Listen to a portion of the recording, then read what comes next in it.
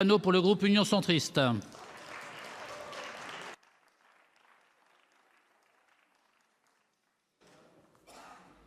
Monsieur le Président, Madame la Ministre, Monsieur le Président de la Commission, Monsieur le rapporteur, Mesdames, Messieurs, mes chers collègues, comme même à le rappeler notre Président Gérard Larcher, nous sommes des représentants des territoires et beaucoup d'entre nous représentent les territoires ruraux.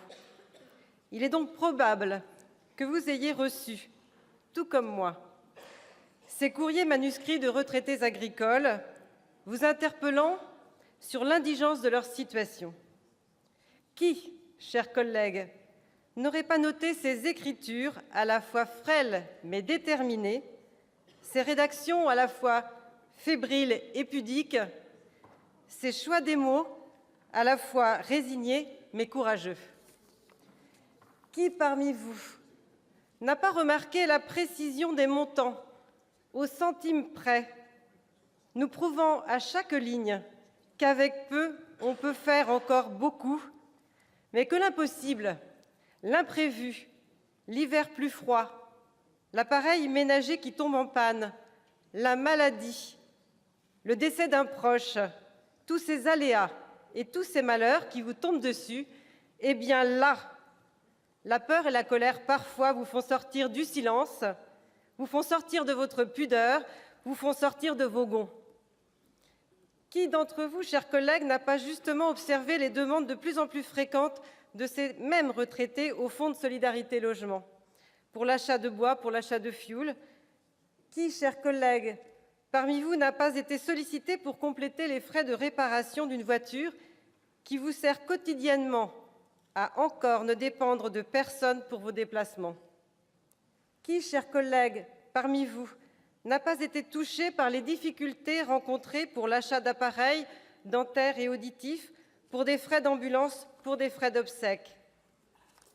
Et que répondons-nous et que leur écrivons-nous, chers collègues, après avoir interrogé et plaidé leur cause auprès de la MSA?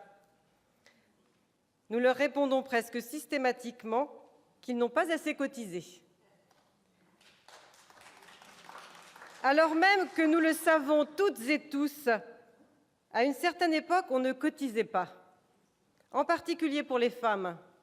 Et pour d'autres, les cotisations étaient peu élevées parce que les revenus aussi étaient peu élevés. Aujourd'hui, nous avons la possibilité de corriger une situation inacceptable. Une situation où un non-salarié agricole ayant réalisé une carrière complète se retrouve, une fois à la retraite, avec une pension moyenne bien inférieure au seuil de pauvreté. Une pension moyenne qui demeure inférieure au montant du minimum vieillesse, c'est-à-dire un montant de retraite de 803 €, qui sera revalorisé, certes, jusqu'en 2020 pour atteindre les 900 €, mais toujours en dessous du seuil de pauvreté. Ces prestations constitutives de l'ancien minimum vieillesse, ou ASPA, qui ne sont demandées que par 1,3 % des retraités agricoles.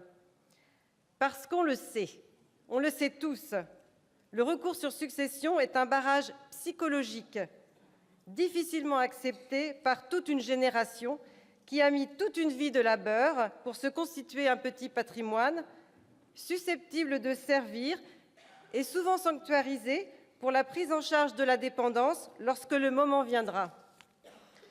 Derrière ces chiffres, ce sont des femmes et des hommes qui ont travaillé dur toute leur vie. Ce qu'il faut rappeler aussi, c'est l'inégalité entre les femmes et les hommes en matière de retraites agricoles. Un différentiel de 258 € par mois en moyenne au détriment des premières. À la pauvreté s'ajoute l'inégalité. Ces femmes ne sont pourtant pas moins méritantes que leurs conjoints. Elles sont même des maillons indispensables au sein des exploitations agricoles.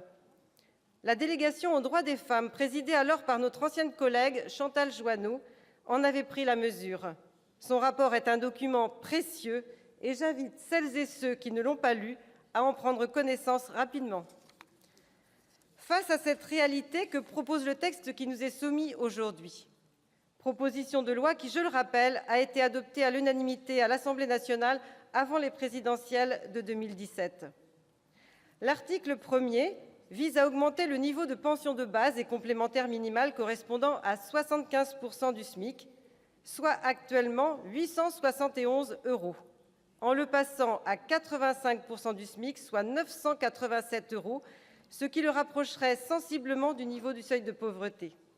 Cela représenterait, ça a été dit par le rapporteur, 55 000 bénéficiaires supplémentaires pour un total de 280 000 retraités et un coût de 350 millions d'euros. L'article 2 organise son financement en instituant une taxe additionnelle de 0,1 % à la taxe sur les transactions financières. Recette attendue, 450 millions d'euros, ce qui couvrirait le coût de l'ensemble des mesures de la proposition de loi, dont celles concernant les agriculteurs des Outre-mer, que je vais maintenant aborder. Il s'agit des articles 3 et 4. J'évoquais tout à l'heure l'inégalité que vivent les agriculteurs face à l'ensemble des retraités, mais également l'inégalité vécue par les agricultrices par rapport aux agriculteurs. Je n'y avais pas mentionné celle dont font face les Outre-mer.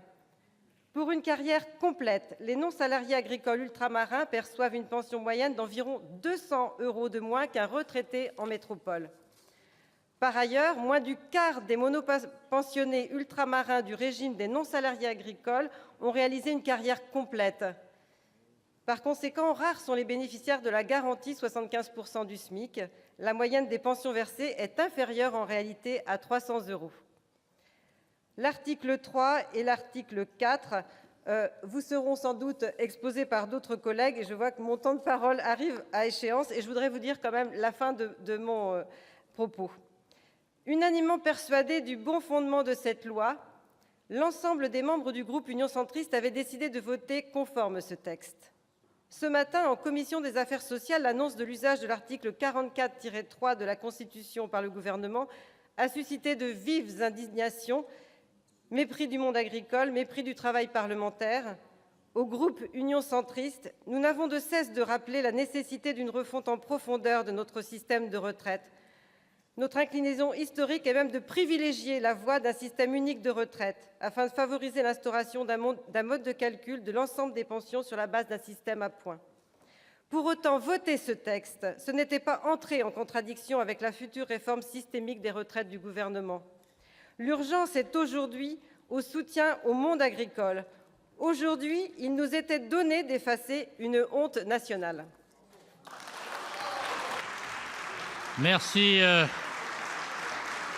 Merci, chers collègues. La parole est à Madame Nadine Grelet-Certenais pour le groupe socialiste.